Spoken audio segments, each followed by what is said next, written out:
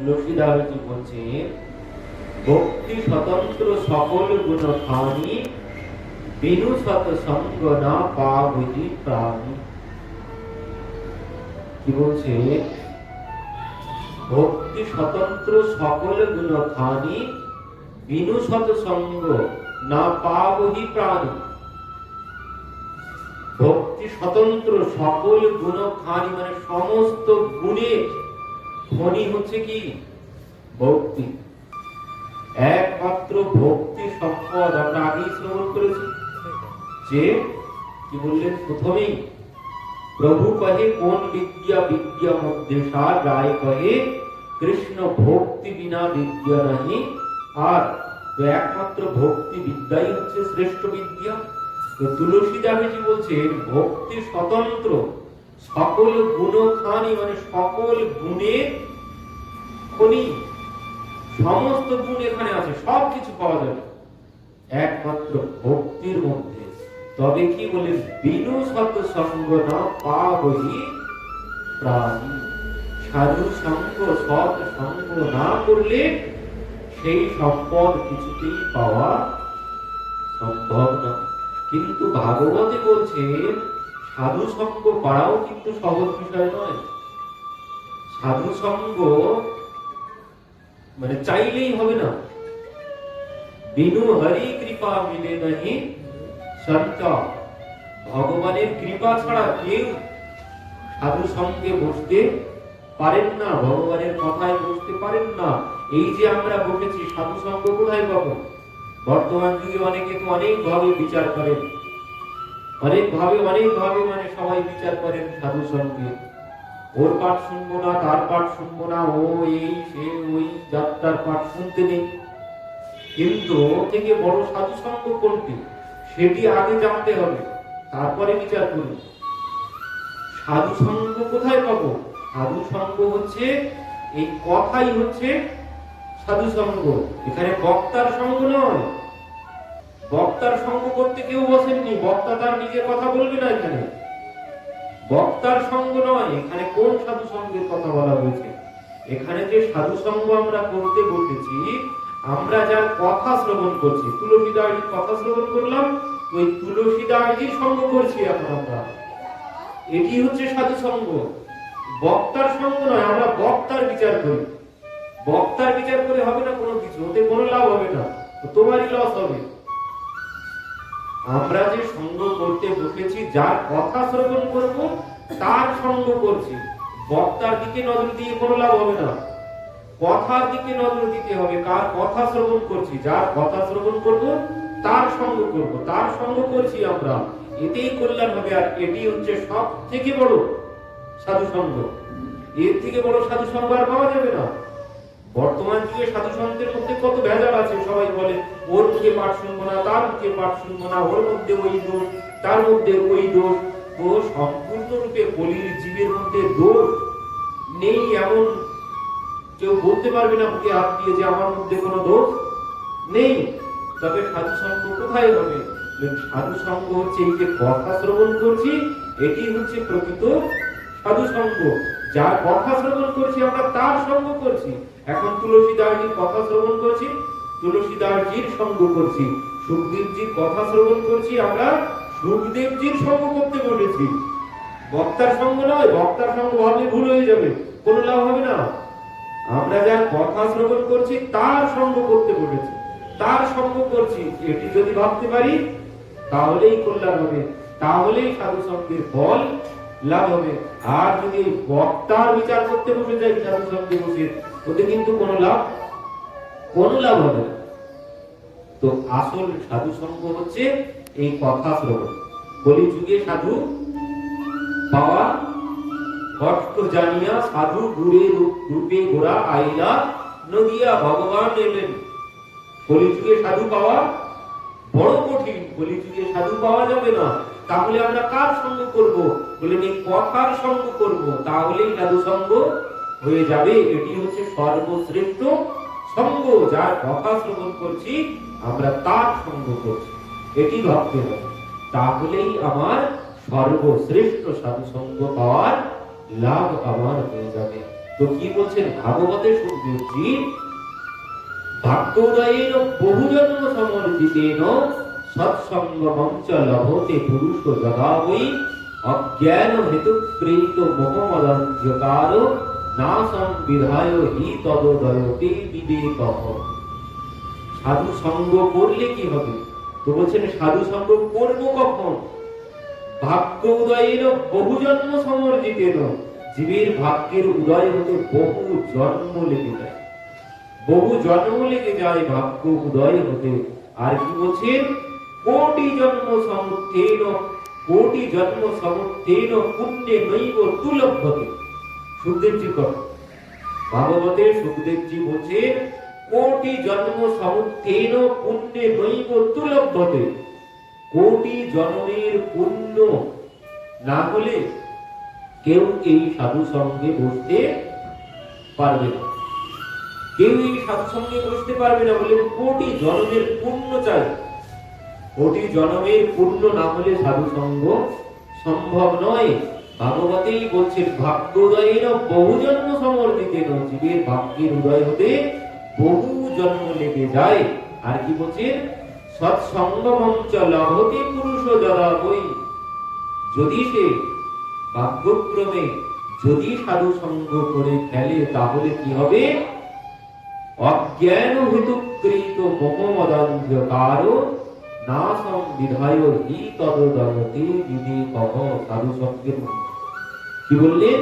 অজ্ঞান হেতুকৃত মানে অজ্ঞানতার জন্য, আমাদের অজ্ঞানতার জন্য যে মোহ মদ অন্ধ, অজ্ঞানতার জন্য মোহের মধ্যে আমরা ডুবে আছি।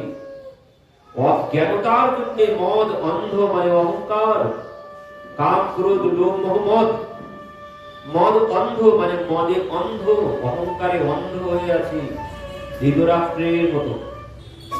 আমরা অন্ধ হয়ে আছি ধৃতরাষ্ট্রের মতো অহংকারে, অজ্ঞানতার অহংকারে। অজ্ঞানতার জন্য জীব অন্ধ হয়ে বসে আছে।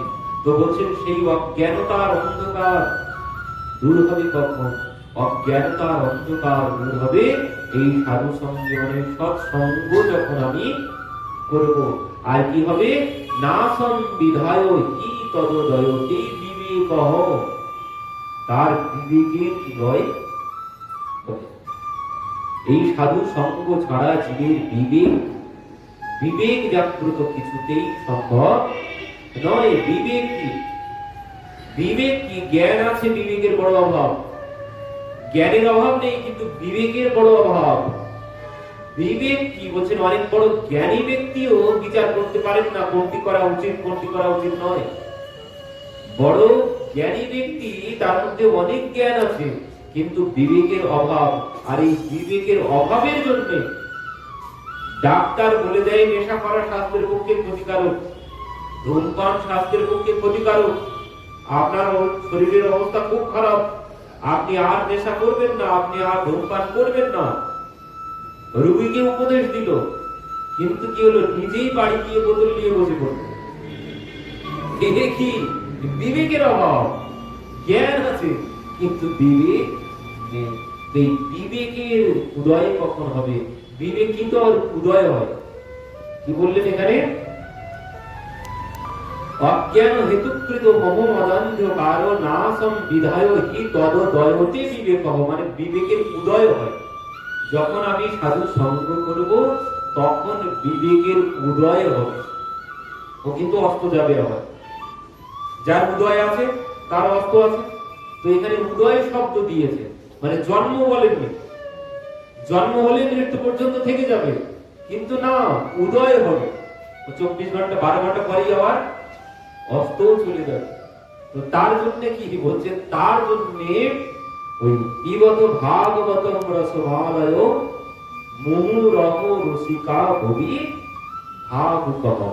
বলছেন পান করতে থাকো সর্বক্ষণ, সর্বক্ষণ পান করতে হবে। পিবত ভাগবতম রসমালয় মুহুরহ রসিকা ভবি ভাবুকঃ, মানে মুহুর্মুহু পান করতে হবে, সর্বক্ষণ পান করতে হবে। না হলে বিবেক কিন্তু অস্তও চলে যাবে। বিবেকবান ব্যক্তিও বিবেক হীনের মতো কর্ম করে বসে? সে বিবেক হীনের মতো কর্ম করবে না এমন কোনো গ্যারান্টি নেই। কারণ বিবেক মানে আমি পেয়ে গেলাম, আমার একদম সারা জীবন থেকে যাবে আমার কাছে বিবেক, এমন কিন্তু কোনো বিষয় নেই। আমি যখনই অন্য সঙ্গে চলে যাব, কুসঙ্গে যখন চলে যাব, আমার বিবেক সম্পূর্ণরূপে অস্ত চলে যাবে। আমি তখনই অজ্ঞানীর মতো কর্ম করে বসবো। তুই এই জন্য বলছে, যার মুখে ভাই হরি কথা নাই, তার মুখে তার কাছে তুমি যেও না। ওই মন ছাড় হরি বিমুখন কো সঙ্গরে, চলকে ওই নরসিজি বলছেন মন ছাড় হরি বিমুখন কো সঙ্গরে, মানে হরি বিমুখ যিনি, তার সঙ্গ ত্যাগ করতে বলেছেন। যিনি ভগবান মানে ভক্ত, যিনি ভগবানের ভক্ত, তার সঙ্গ কর, না হলে তোমার বিবেক অস্ত চলে যাবে। আর বিবেক অস্ত চলে গেলেই উল্টোপাল্টা কর্ম আমার দ্বারা হবে। আর বিবেক যদি সদা জাগ্রত করে আমি রাখতে পারি, তাহলে আমার দ্বারা কোনোদিন উল্টোপাল্টা কর্ম আর হবে না। তো সদা জাগ্রত বিবেককে সদা জাগ্রত রাখতে গেলে কি করতে হবে? ওই বিগতম ভাগবতম রসমালয়ম মুহুরহ রসিকা বিভাবকঃ, বলছে মুহুর্মুহু পান করতে হবে। এই কথা মুহুর্মুহু পান করো, তাহলেই বিবেক সর্বক্ষণ তোমাকে ছেড়ে চলে যাবে না। বিবেক মানে কি হচ্ছে? কোনটি করা উচিত, কোনটি করা উচিত নয়, এই বিচারের জ্ঞান কেই বলে বিবেক। জ্ঞান থাকলেও কিন্তু এই বিচার কোনটি আমার দ্বারা করা উচিত, কোনটি করা উচিত নয়, এই বিচার আমরা করতে ভুল করে বসি। তো বললেন এই বিচার কখন আসবে? বিচার করতে পারলেও গ্রহণ করতে পারি। যেটি খারাপ বিচার করেছি, যেটি খারাপ ধূমপান স্বাস্থ্যের পক্ষে ক্ষতিকারক বিচার করেছি, জ্ঞানও আছে, কিন্তু আমি গ্রহণ করতে পারবো না। আমি ওই জ্ঞান গ্রহণ করতে পারবো না। গ্রহণ করতে গেলে কখন পারবো? বলছে দৃঢ় প্রতিজ্ঞ হতে গেলে, মানে দৃঢ় প্রতিজ্ঞ হতে হবে, তারপরে আমি ওটি খারাপটা বাদ দিতে পারবো, ভালোটি গ্রহণ করতে পারবো। তার জন্য সাধু সঙ্গ ছাড়া, সাধু সঙ্গ ছাড়া ও ডাক্তারের চিকিৎসায় নেশাবাদ দেওয়া বড় কঠিন ব্যাপার।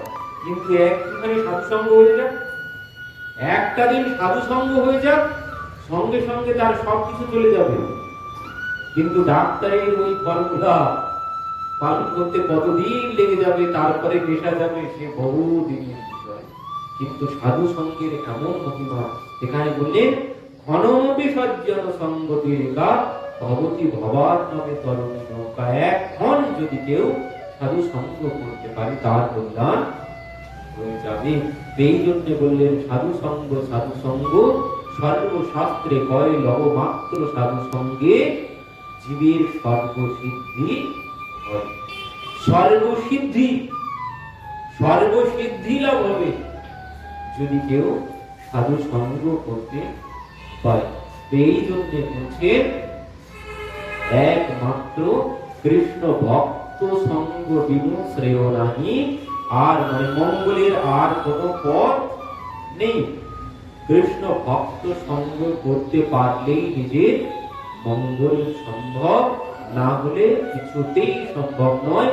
কবির দাবিজি এক জায়গায় বলছেন, দেখুন চলতে চাকি কো দেখ কে দিয়া কবিরা রোয়, जो किले से लग रही ताको बाल बांका ना होए। কি বলছেন? কবিরদাসজির মা একদিন কবিরদাসজিকে পড়াচ্ছেন ছোটবেলায়। তো কবিরদাসজির মা পড়াচ্ছেন, কিন্তু কবিরদাসজির মা কি করছে? ওই হাতে কাজ করছে, আর ছেলেকে পাশে বই নিয়ে বসিয়েছেন। বসিয়ে বলছেন বাবা বল, একটু বল, ওটা বল, করতে বলছেন। কিন্তু তিনি কোনো কিছু বলছেন না। মা ওই ডাল ভাঙছে, জাতায় ডাল ভাঙছেন আর ওই ছেলেকে পড়াচ্ছেন।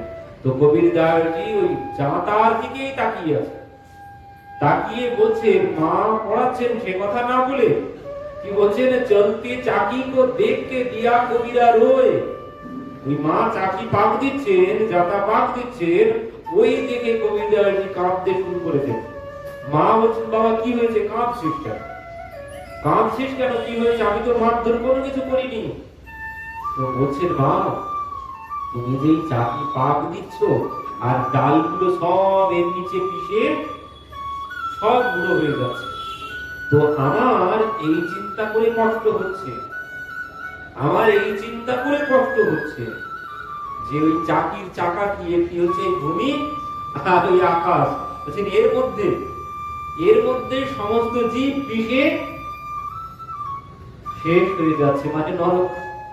এই মায়ার সংসারে জীব এই মায়া মোহে অন্ধ হয়ে, বলছেন এই মায়া মোহে পিষে এসে নরক যন্ত্রণা ভোগ করছে, মানে কত কষ্ট ভোগ করছে এই চাকার মধ্যে। তো বলছেন জীবও ঠিক ওইভাবে কষ্ট ভোগ করছে এই জন্ম মৃত্যুর চক্রে পড়ে, এই দেখে আমার কষ্ট হচ্ছে। তখন গোবিন্দার মা বলছে, বাবা এই দেখ, ভালো করে দেখ, তুই যে কষ্ট পাচ্ছিস, ডালগুলো সব গুঁড়ো হয়ে যাচ্ছে তার জন্য। তো বলছেন, দেখ বাবা, এই যে একটা লাঠি দিয়ে পাক দেওয়া হয়, ওর গোড়ায়, বলছেন এর গোড়ার দিকে তাকিয়ে দেখ, যে ডালগুলো এই কিলার গোড়ায় উঠেছে সেই ডালগুলো কিন্তু সব আস্ত আছে, এগুলো কিন্তু একটাও কোনো চোট লাগেনি। তো বলছেন এই কিলা কি, বলছেন এই কিলা হচ্ছে সাধু সঙ্গ, আর এই জগৎ রূপী এই জাতার মধ্যে আমরা সবাই পড়ে আছি, এই জগৎ রূপী জাতার মধ্যে কর্মফলে আমরা সবাই মিশে সবাই নরক যন্ত্রণা ভোগ করছি, ওই জাতা ফলের মতো যন্ত্রণা ভোগ করছি। তো বলছেন এই জাতা ফল থেকে মুক্ত কি করে হব? মুক্ত হতে গেলে ওই সাধু সঙ্গ, সাধুর চরণ আশ্রয় নিতে হবে। মানে যে ওই কিলার গোড়ায় এসেছে তার কোনো কিছু, তার গায়ে কোনো আঘাত লাগেনি ডালগুলো, ঠিক অমন ভাবে যিনি সাধু সঙ্গ গুরু চরণ আশ্রয় করতে পারবে তার কোনো কষ্ট নেই। তো এই জন্য বলছে সাধু সঙ্গ করতে হবে, না হলে কিন্তু ওইভাবে পিষে শেষ হয়ে যেতে হবে, ওইভাবে যন্ত্রণা ভোগ করতে হবে। তার জন্য বলছে কি, অজ্ঞান হেতুকৃত মোহমদন্যকার, এই অজ্ঞানতা কখন দূর হবে? এই অজ্ঞানতা দূর হবে একমাত্র সাধু সঙ্গে। ও জাগতিক জড়বিদ্যায় অজ্ঞানতা কিছুতেই দূর হওয়া সম্ভব নয়। জাগতিক জড়বিদ্যায় কোনোদিন অজ্ঞানতা দূর হবে না। যদি তাই হতো জগতে এত অঘটন ঘটতো না, জগতে এত অঘটন ঘটতো না যদি জড়বিদ্যায় কল্যাণ হতো জীবের। এই জন্য বলছেন এই সাধু সঙ্গেই একমাত্র কল্যাণ হবে। আর তুলসীদাস বলছেন সাধু সঙ্গ, ভক্তি স্বতন্ত্র, মানে ভক্তি হচ্ছে সকল গুণের মণি। তো সেই সম্পদ পাওয়া যাবে কখন? বলে বিনু সৎসঙ্গ না পাবি প্রাণী, সৎসঙ্গ না করলে এই সম্পদ কিছুতেই, মানে ভক্তি হচ্ছে সব থেকে বড় সম্পদ। ভক্তি সম্পদ লাভ করতে পারলে আর কোনো কিছুর অভাব থাকবে না। এই হচ্ছে সব থেকে বড় সম্পদ। তো এই সম্পদ লাভ করতে গেলে সাধু সঙ্গ, আর সাধু সঙ্গে কি হবে? ওই মোহ মদান্ধকার, মানে মোহ মদ অন্ধকার সব দূর হবে একমাত্র সাধু সঙ্গে। আর যদি ওই মোহ মদান্ধ দূর না হয় তাহলে ওই কি হবে? দুর্যোধনের মতো গতি হবে, ধৃতরাষ্ট্রের মতো গতি হবে। মোহে অন্ধ, পুত্রের মোহে এত অন্ধ, কিন্তু এমনি অন্ধ নয়, পুত্রের মোহে অন্ধ। পুত্রের ভুল সে কিছুতেই দেখতে পায় না। সঞ্জয় গীতার সব শেষ, ধৃতরাষ্ট্র প্রশ্ন করলেন প্রথমেই, যে বলো যে কি হচ্ছে সেখানে, কুরুক্ষেত্রের ময়দানে কি হচ্ছে? তখন সঞ্জয় সমস্ত কথা শ্রবণ করিয়েছেন। সঞ্জয়ের মধ্যে দিব্য দৃষ্টি ছিল। ধৃতরাষ্ট্র বলছেন, ধর্মক্ষেত্রে কুরুক্ষেত্রে সমবেতয়োৎসবঃ মামকা পাণ্ডবশ্চৈব কিং কুর্বত সঞ্জয়ঃ।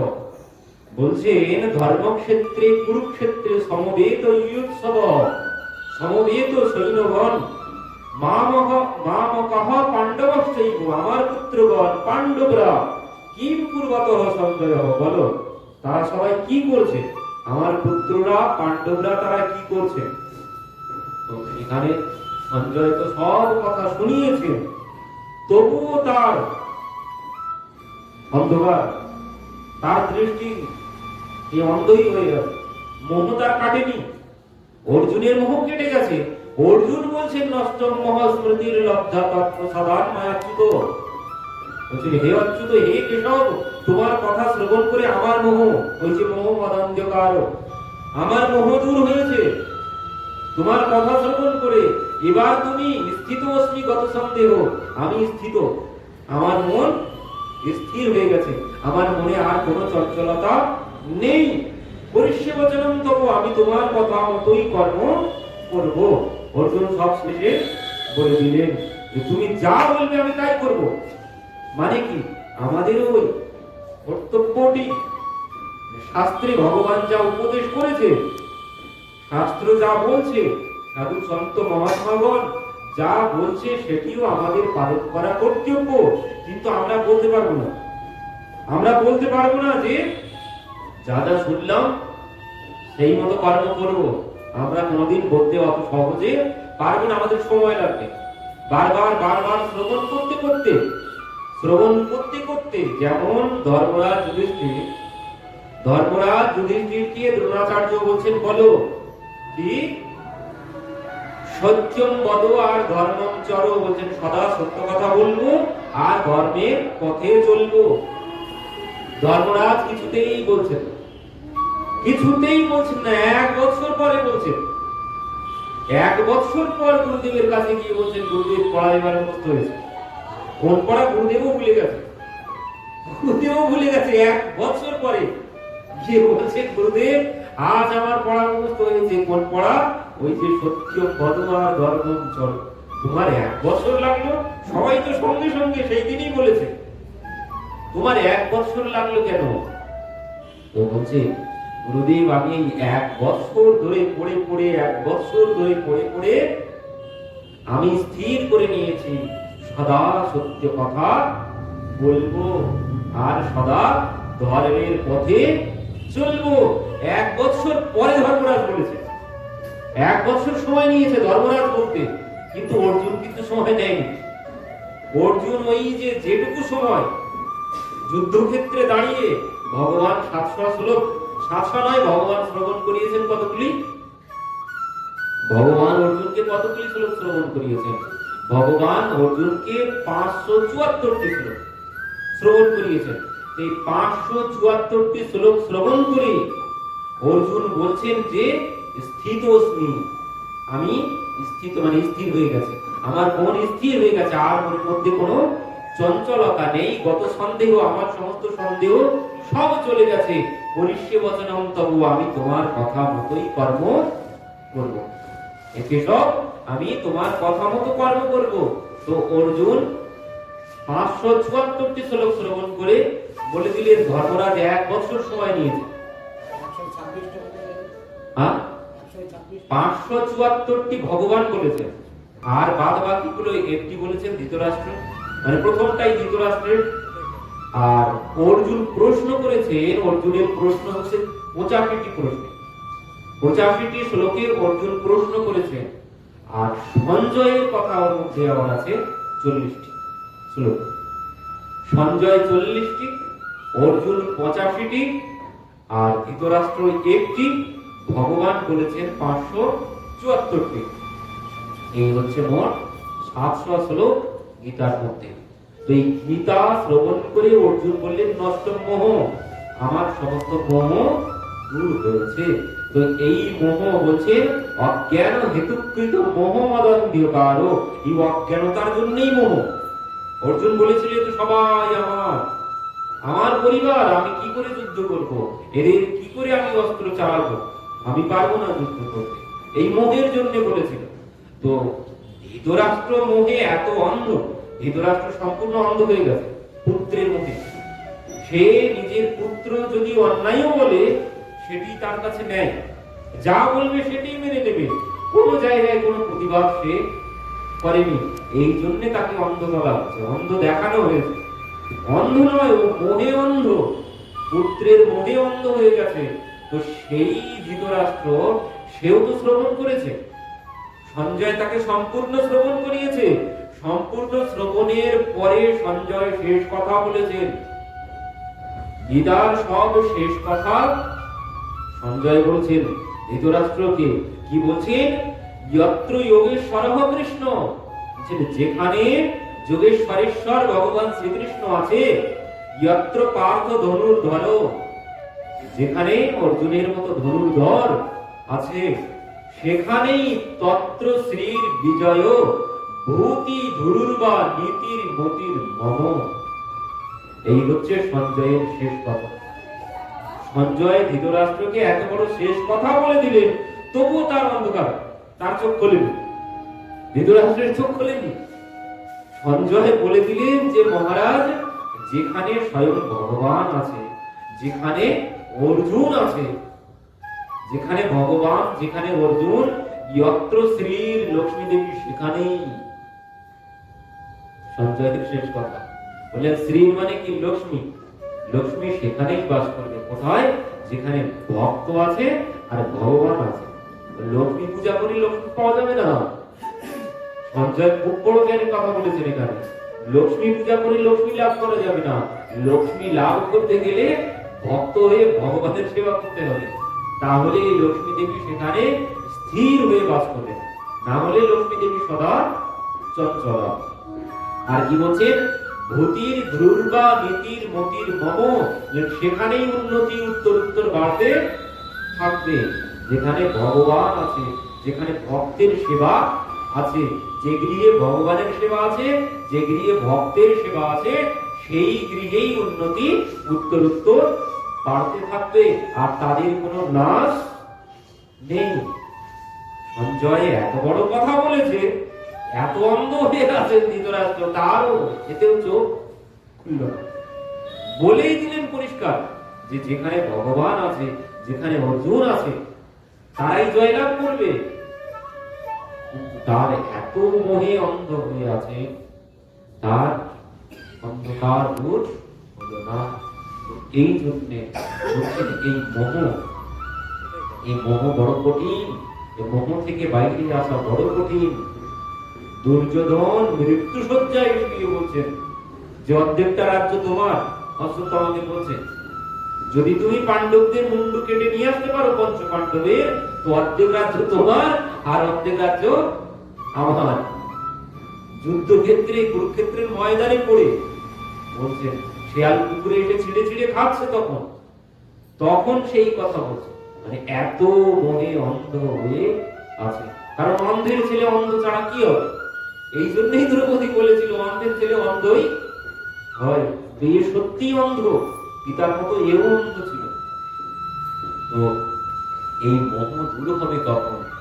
এই মোহ দূর হবে একমাত্র এই সাধু সঙ্গ, এই সৎ সঙ্গ ছাড়া এই মোহ থেকে কিছুতেই বাইরে আসা সম্ভব হবে না। এই মোহ থেকে বাইরে আসতে গেলে ওই সেই শেঠজির মতো, শেঠজি মোহে এত অন্ধ হয়ে আছেন, দেবর্ষি নারদ এসে বললেন, শেঠজি চলুন বৃন্দাবনে। শেঠজি বললেন, এখন যাওয়ার সময় হয়নি। কেন? ছেলেটার বিবাহ কিছুদিন পরে। তো আপনি কিছুদিন পরে আসুন, এসেছেন, বিবাহ হয়ে গেছে, এবার চলুন। না, এখনো যাওয়ার সময় হয়নি। কেন? বলছেন, ওই যে বৌমা গর্ভবতী, নাতি নাতনির মুখ না দেখে কি করে যায়? তো আপনি আরো কিছুদিন পরে আসুন। আরো কয়েক বছর পরে এসেছেন, নাতি হয়েছে, বলছেন এই নাতিকে ছেড়ে এখন কি করে যায়? নাতি আমাকে ছাড়া খায় না, আমাকে ছাড়া ঘুমায় না, একে ছেড়ে যাই কি করে? চলে গেলেন। আরো কিছুদিন পরে এলেন, এসে দেখছেন সে শেঠজি আর নেই। কি হয়েছে? খুঁজতে শুরু করেছেন, দেখছেন সেই শেঠজি এবার কুকুর হয়েছে। তো তখনও গিয়ে দেবর্ষি নারদ বলছেন, শেঠজি এখন কি সময় হয়েছে? বলছে, না এখনো সময় হয়নি। কেন? যেমন সারা রাত জেগে ঘর বাড়ি পাহারা দিই, এখনো যাওয়ার সময় হয়নি। এই অবস্থায় এর নাম মোহ। এই মোহ যদি এখন, এই মোহ থেকে যদি জীবিত অবস্থায় মুক্ত না হতে পারি, আর কিছুতেই মুক্ত হওয়া সম্ভব হবে না। এই জন্য বলে জীবিত অবস্থায়, মানে জ্যান্ত শ্রাদ্ধ, নিজের শ্রাদ্ধ নিজে কাকে বলে? নিজের শ্রাদ্ধ নিজে কাকে বলে? সেটি হচ্ছে এই জীবিত অবস্থায় যদি আমি এই মোহ থেকে মুক্ত হতে পারি, তাহলে আমার শ্রাদ্ধ আমার করাই হয়ে গেল। আমাকে আর কেউ করতে হবে না, কাউকে আর শ্রাদ্ধ। আমি যদি নিজে মুক্ত হয়ে যেতে পারি, মানে নিজে মুক্ত না হতে পারলে আমাকে কেউ মুক্ত করতে পারবে না। আমাকে কারো সাধ্য নেই মুক্ত করার। যদি আমি নিজে মুক্ত না হতে পারি, তো সেই মুক্ত আমাকে এখনো হতে হবে। আর তার জন্য কি? তার জন্য সাধু সঙ্গ। সাধু সঙ্গ ছাড়া এই মোহ কিছুতেই দূর হবে না। এই সাধু সঙ্গে ভগবানের কথা, এই ভগবানের সঙ্গ। আমরা কিন্তু এখন ওই অর্জুনের, ওই ভগবানেরই সঙ্গ করছি, ওই কবির দাসজির সঙ্গ করছি, ওই তুলসী দাসজির সঙ্গ করছি। এই ভেবেই করতে হবে এখানে, না হলে কোনো কল্যাণ হবে না। বক্তার সঙ্গ করে কোনো লাভ হবে না। তার জন্য সাধু সঙ্গ করতে হবে, তাহলেই জীবের কল্যাণ সম্ভব। এই জন্যই রামানন্দ আচার্যজি বললেন, একমাত্র মঙ্গল জীবের সাধু সঙ্গ। সাধু সঙ্গ ছাড়া মঙ্গলের আর কোন পথ নেই।